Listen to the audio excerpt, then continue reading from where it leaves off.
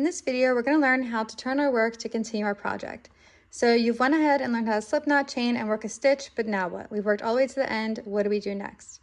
This is especially important when working projects where you need to work in length. So like if you're making a blanket or a scarf, we need to know how to get to the next row. So really it's quite simple. When you get to the end of your row here, you just turn your work like a book page. So just kind of flip it to the left there. And then I'm doing single crochets. I'm just going to go ahead and chain one.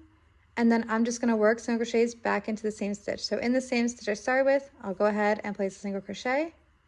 And then I'll just work, instead of working the chain, I'm working in the stitches. So I'll work my single crochets back down this way. And it's really as simple as that. You just turn your page or turn your work like a book page, chain one or however many for your stitches you're working on, and then keep going. Now each stitch is a little different. So I chain one because I'm doing a single. A lot of people will, for a half double, chain two, doubles chain three, and trebles chain four. And then in the pattern or whatever you're working on, it will tell you whether to work into the same stitch or the next stitch after your chain. So in some patterns, for example,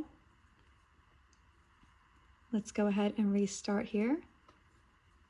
In some patterns, it'll tell you to chain one for your single and then work in the next stitch, which would be over here. And that's because they're counting that chain one as the first single crochet.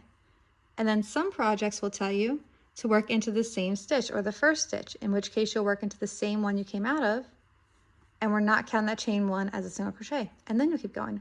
So it really just depends project to project, but that's how you go ahead and start your second row.